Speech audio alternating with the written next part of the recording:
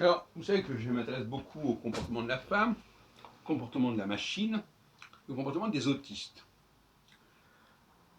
Trois sujets que généralement on sépare et que moi j'ai la faiblesse de relier.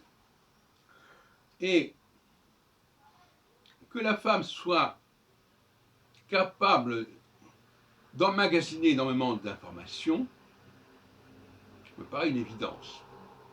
Je dirais même que c'est une sorte de caisse, non seulement de résonance, mais d'enregistrement. Je ne sais pas si l'expression est juste, mais enfin, je vais dire après. Donc finalement, elle emmagasine énormément de choses, et bien évidemment, quand on emmagasine des choses, c'est pour les redébiter, pour les ressortir.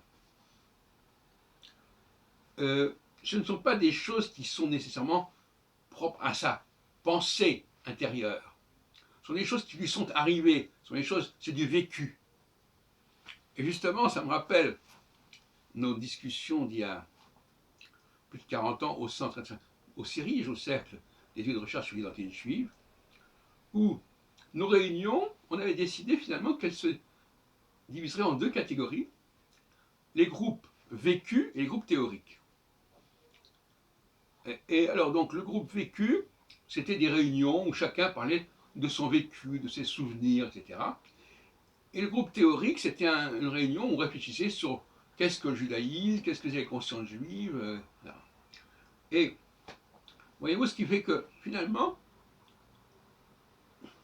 il y a toujours un moment où, même quand on laisse les choses au départ sans aucun préjugé, il y a toujours un moment où les choses se clarifient, se structurent.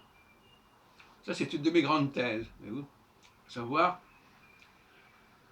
laisser les choses au hasard, laisser les choses en vrac, sans aucune préparation.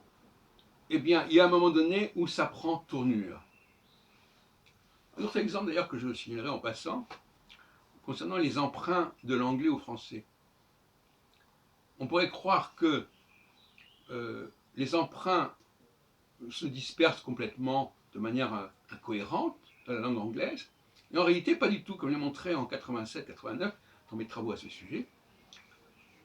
Pas du tout, on s'aperçoit qu'il y a un nombre limité, peut-être une quinzaine de suffixes qui sont toujours, qui suffisent à englober un très grand nombre de mots d'origine française. C'est-à-dire que les mots d'origine française, ils entrent dans la langue anglaise par le biais des suffixes. Les suffixes, par exemple, en URE, en OT, en ET, enfin peu importe. Il y a des tas de suffixes comme ça. Du moment que le mot est terminé par tel et tel suffixe, on sait que c'est un mot français.